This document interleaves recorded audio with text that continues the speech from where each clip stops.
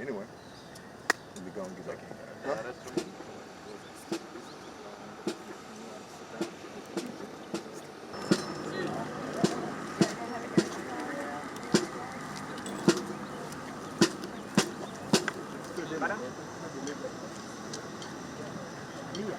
No, we will not wait because by the time the luggage comes out, I was told.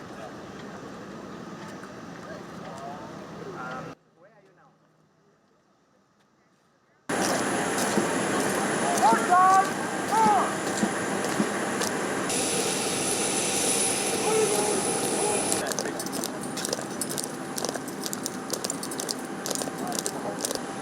And eat!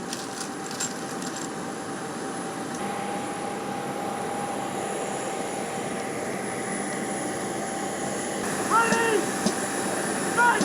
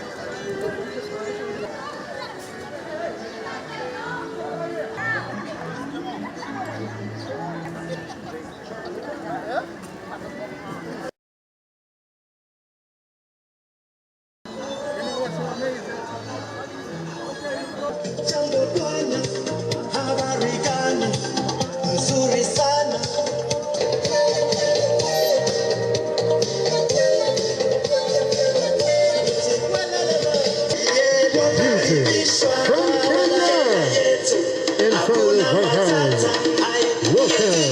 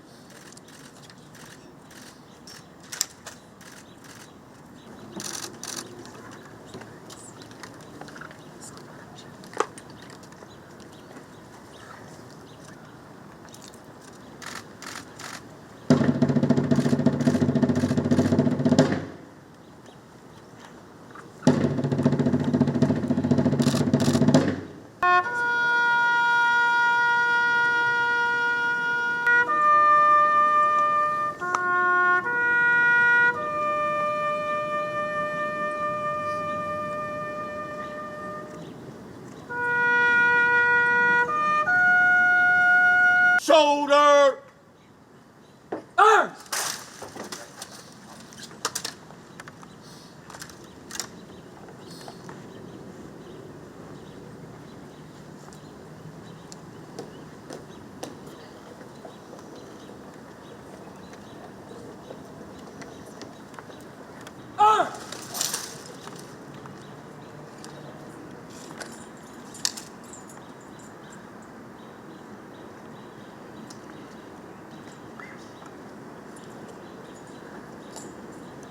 Order! Colors. Colors turn.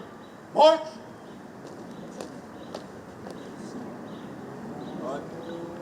Hut. Hut. Hut. Hut. Hut.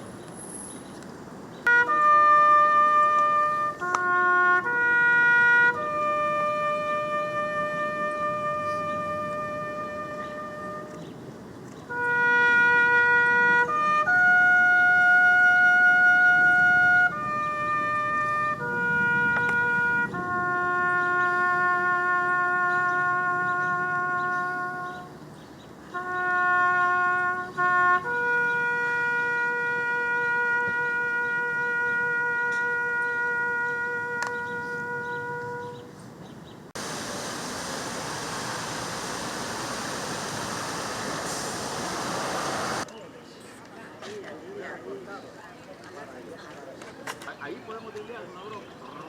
Lo metemos con los pulpos ahí como está.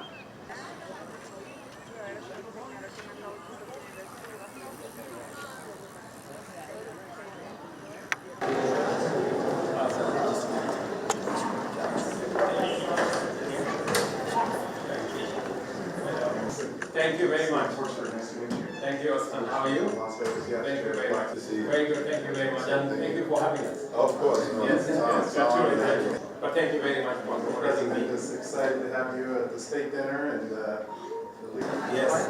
that's a huge delegation of business that was there about a month ago.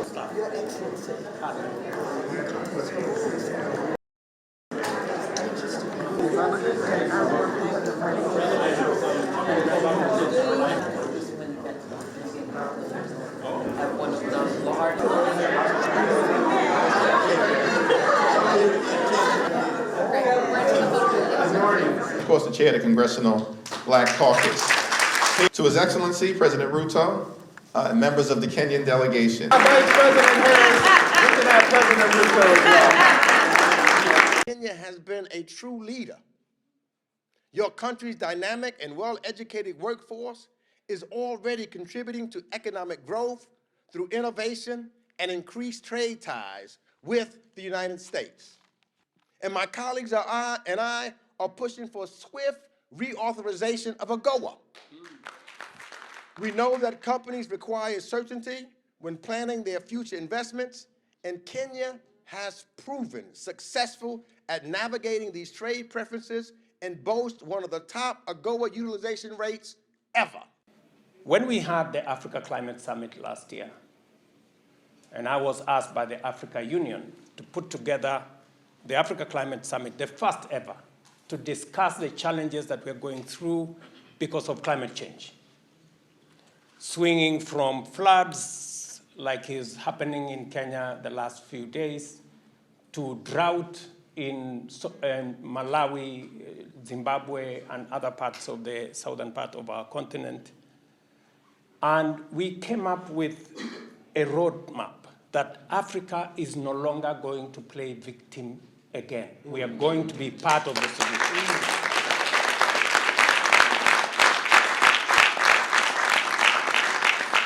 And because Africa is a rich continent, we have assets, we have the most renewable energy resources anywhere in the world. We have the largest uncultivated arable land anywhere for food security. We have the youngest young people. Our median age is 19. In fact, 40% of the world's workforce by 2050 will live in the African continent. And let me also tell you, a quarter of the world's population by 2050 will be living in Africa. So with these assets, we have made a determined push that we want to work with America. Today, countries like Kenya borrow in the financial markets 8 times more in interest than other countries. And that is the case for most African countries.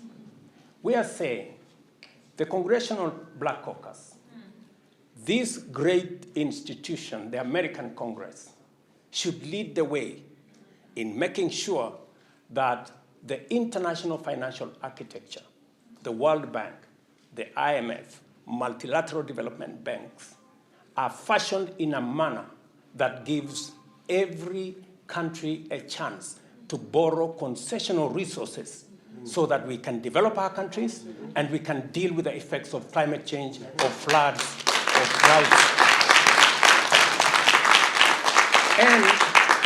And that no country spends more money servicing debt than paying for healthcare or education or social services for their citizens.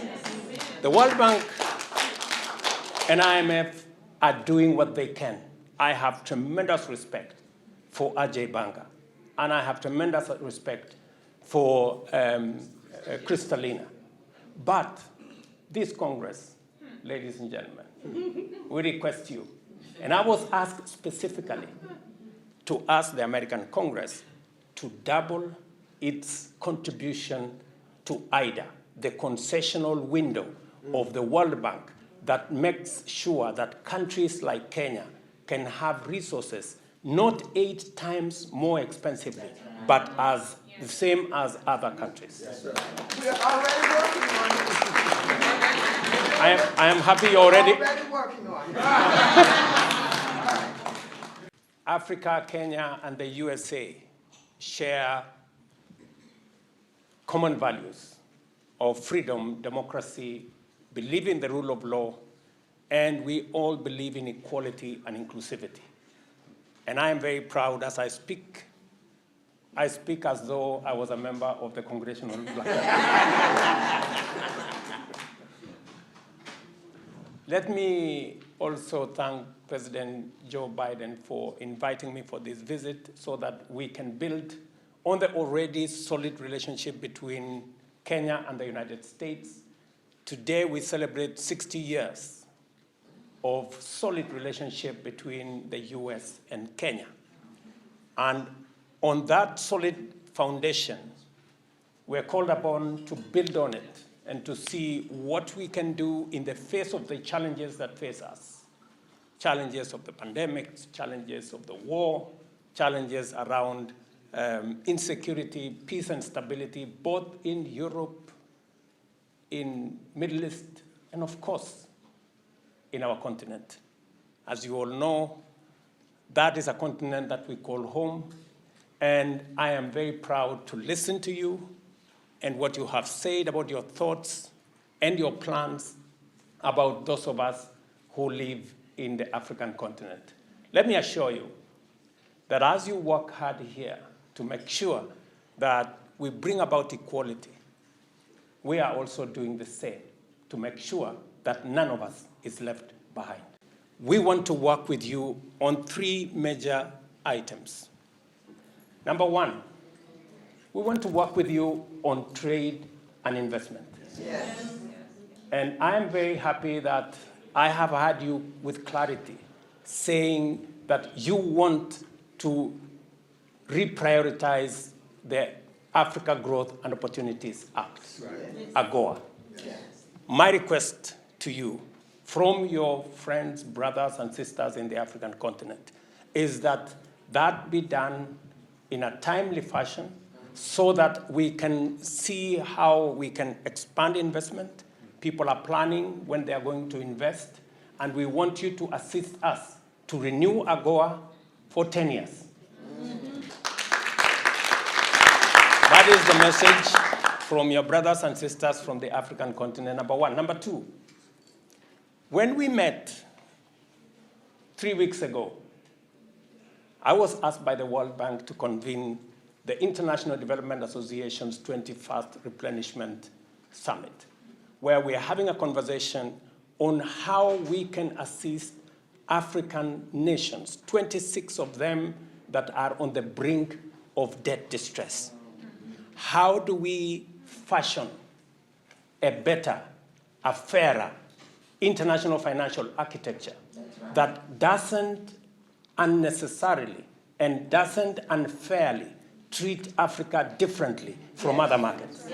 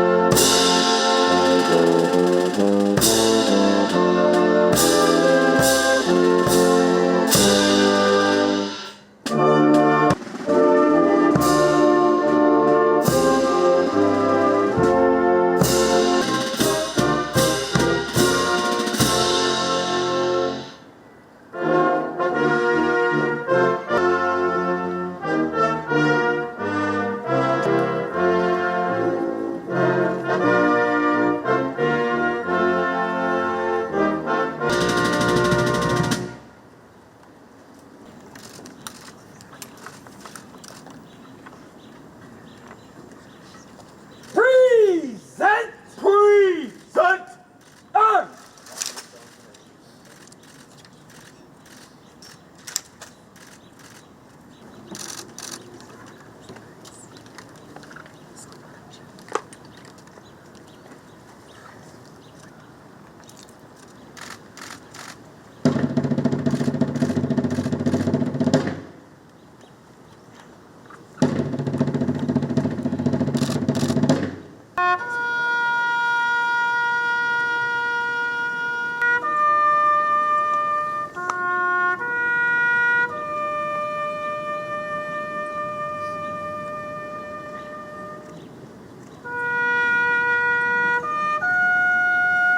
Shoulder arms!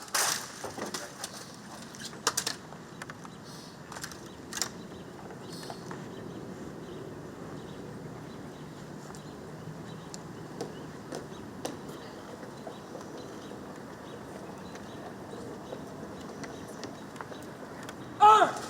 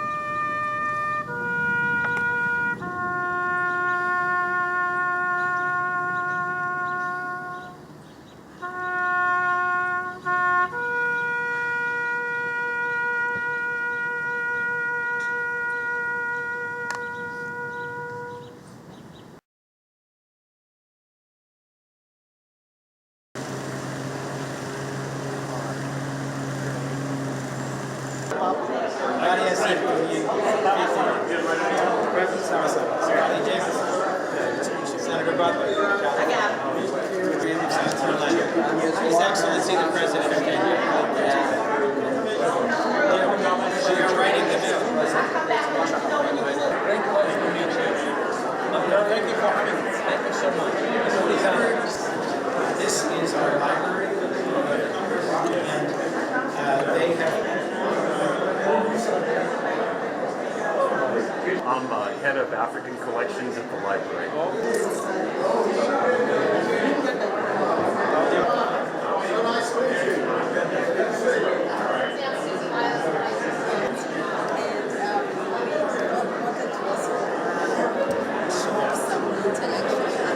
We are celebrating 60 years of solid friendship between Kenya and the United States. And it is a foundation laid firmly on common and shared values of freedom, democracy, rule of law. And I am very proud that 60 years on, we have built this relationship. And today we celebrate what we can do together in the face of the challenges that face us as humanity. Challenges of the wars everywhere, we all know, in Ukraine, in Middle East, in the Horn of Africa, even the one in your neighborhood in Haiti. We have serious security challenges.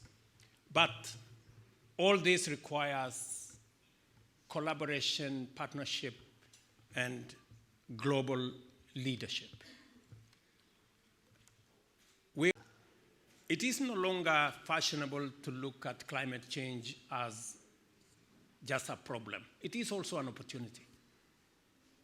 It is an opportunity for us to invest. We want to transit Africa from being the great potential it is into opportunity and into investment.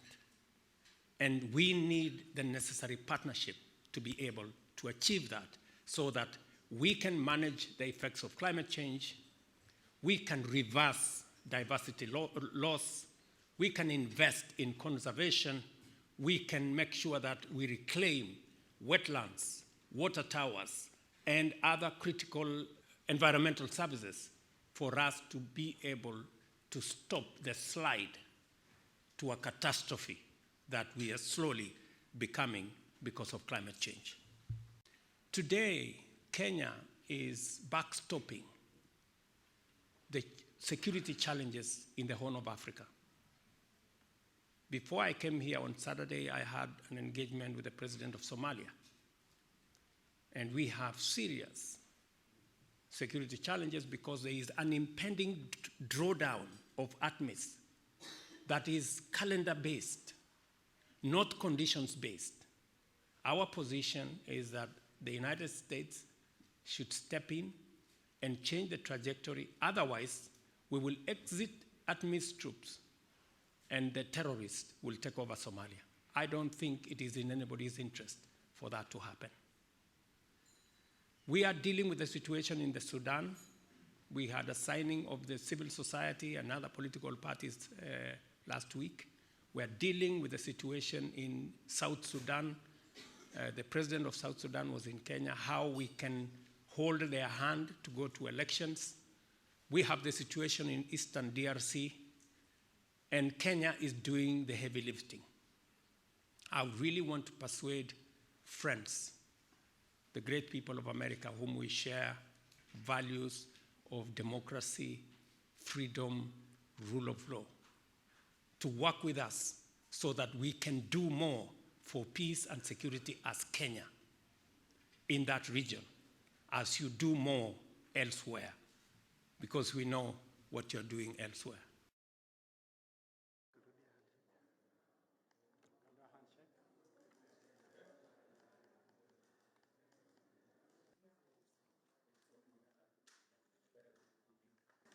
Continue to anchor the security and in how we can build on investment. We can relate to natural disasters here as well, and I know what that means is, as a resident of Louisiana, we have lots of flooding issues, and those are tragic things, so we stand with you. And we're really grateful for Kenya's partnership in opposing extremists around the world and partnering together to oppose Al-Shabaab and the jihadists. And so campaign against the Houthis in the Red Sea and other places. Kenya and the United States share common goal, and we share common values of freedom, democracy, rule of law, and we are celebrating this year 60 years of solid friendship between the United States and Kenya, sharing in many areas.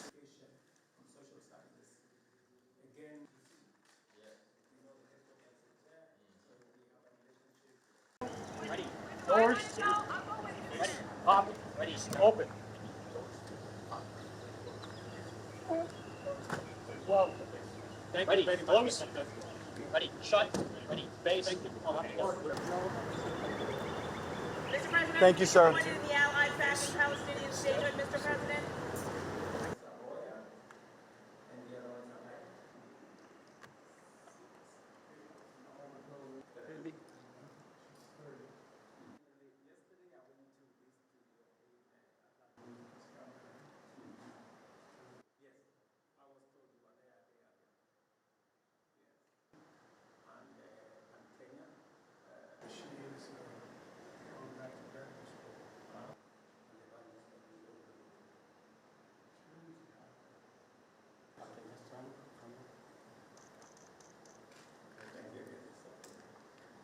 Because of your leadership.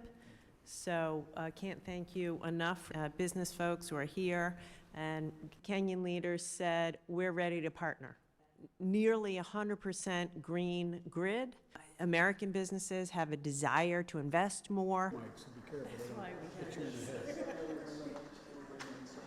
In return, I think, as I said, we're going to prioritize the technological partnership between our countries, and our former CEO, who was also a former CEO, is going to make sure that happens. And Vice President Harris is already building a new public-private partnership to increase investments in innovation. And because our cooperation matters, it's not just for our own people, but for people around the world. If this relationship continues to grow as it is, I think it benefits not only the United States and Kenya, but will lead and will have positive benefits literally around the world. So thank you again for being here, and look forward to working with you. And you know, we keep investing in the true strength of our nations, our people, and in the years ahead. Mr. President, I can't thank you. Think of a better way to kick off this visit.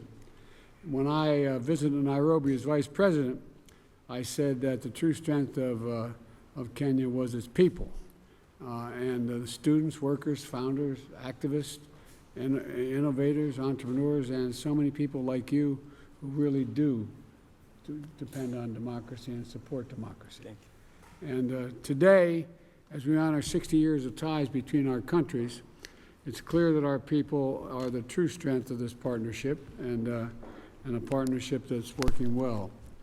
Nowhere is it more important than in the realm of innovation. That's why we have so many business leaders around this table. From Silicon Valley to Silicon Savannah, our people have brought us forward, and they've pioneered new technologies that are transforming millions of lives. I mean, literally millions of lives, and it's going to go beyond that. And we've invested in new industries that have generated billions of dollars economically, and they've created new opportunities that have lifted up our countries across both our continents. And our people and our innovators have also brought together, we are all excited about this. I mean, I've not seen my team so excited about a visit in a long time. And I think it's all because of the American companies that are here, but I'm kidding. For President, as you and I discussed, we'll discuss tomorrow, we're launching a new era of technological cooperation between Kenya and America, including new exchanges and investments in key fields of cybersecurity, artificial intelligence, and semiconductors. And this progress is thanks in large part to the leaders around this table. So my message is really straightforward and simple. Thank you, and keep it up. We're going to see more technological change in the next 10 years. I've been saying this a long time, and I mean it, than we've seen in the last 50 years. And we need your help to seize this moment. We really do.